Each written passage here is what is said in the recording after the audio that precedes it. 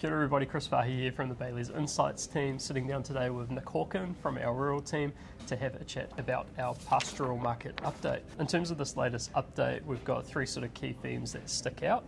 We've got the impact of competing land uses across the market, the impact on environmental standards, and then also an outlook around price growth likely slowing this year. So that said, let's have a bit of a chat around it. Yeah, that sounds good. Awesome. So in terms of competing land uses, what can you tell us about what's happening in the market? Yeah, so I think you know, for a long period of time we've seen horticulture come into the play, and they've competed for bare land for conversion for a number of years in that sort of bare plenty market and achieved astonishing sort of prices around that. But I think it's also important to see right across the market that sort of trend also occurs, and I guess at the moment we've got you know, the fattening, the sheep and beef fattening businesses. They're basically going head to head at the moment with a lot of dairy operators. So on one hand, the sheep and beef fatteners are wanting to sort of maximise on good returns and great commodity prices, and equally you've got the dairy guys that are farmers that are looking to expand their platforms to, I guess, spread the future sort of environmental footprint, but equally they've also got great commodity prices and getting a good yield. So ultimately those two are often competing, and we've seen examples where the sheep and beef operators have at times almost, well, pretty much come away with higher bid prices in the dairy market. So that's yeah, that's quite an interesting piece. And then I guess there's the lower end of the market there. Yeah, you can't not talk about forestry, I guess. Yeah, and I think that's, you know, I think it's important to recognise what's happening at that top end of the market, but then equally at the lower end, we know that there's been a lot of debate around what should be happening with the influence of forestry on the pastoral sector for our sheep and beef farmers. And what we are seeing is that ability, with increase in carbon price, that ability for sheep and beef producers in the hill country, their ability to compete for that hill country land just reduces as that carbon price comes up. But there is expected to be some changes, or there's some changes in the wings that are supposed to be looming around that as well. Yep. So, is it in terms of the permanent carbon sinks and things like that? Yeah, so the permanent carbon sinks and as well as the OI restrictions on greenfield developments, there are a couple of changes that have been proposed, and I guess they may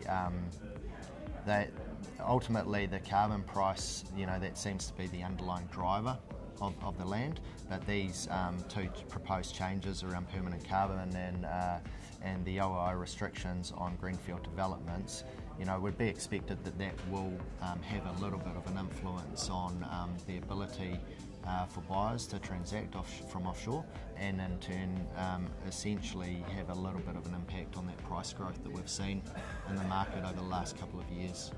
Yeah, interesting.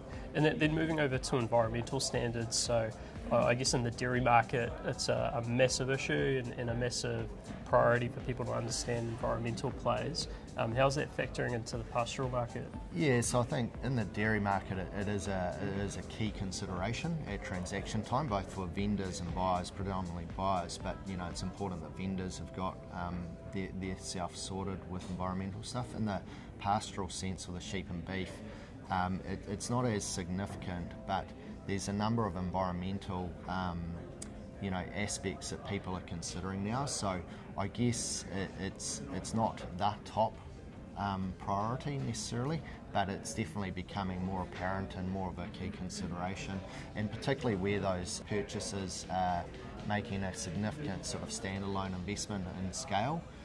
That's what they're wanting to ensure that they can you know, that they can still operate the land in the future, as at you know, it's at the time that they do the transaction on that day. So yeah, no, it makes a challenge. sense. Yeah. And then moving into, I guess, outlook for the next 12 months. So I guess our sense is that price growth's likely to slow down. What's your sort of rationale for that? Yeah, so I guess if we look at the top end of the market, we've had a relatively buoyant sort of commodity prices and returns for our sheep and beef farmers, and particularly in that fattening space. So there's potential for those commodity prices to come off a little bit, but equally we've got increasing pressure from inflation. So that return for those producers may get squeezed as well. So the outlook in that regard means that we may start to see a little bit of a slow in the growth compared to what we've seen or experienced in the last sort of 12-18 months. Yep. Just as some of that margin gets squeezed. And as I mentioned before, around the lower end of the market, with the pressure of carbon New Zealand units for carbon are still relatively high, around $77 I think at the moment.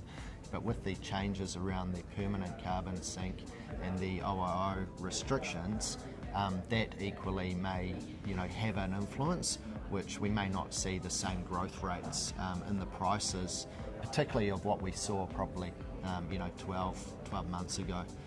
So I think that's what we'll start to see is there'll probably still continue to be some growth, but probably not at the same level that we've experienced. Yeah, makes sense. Well, that's super interesting. Well, thanks very much for talking through some of these themes. If you do want to get a copy of our latest pastoral market update, jump onto bayleys.co.nz and you can download a copy of the report. The other thing that you should definitely do is if you're scoping around for a potential property to purchase, then check out our Country magazine, which has a collection of some of the best properties from around New Zealand. So with that said, we'll wrap it up here. Thanks very much, Nick. No problem. Thanks for having me. And we'll see you next time.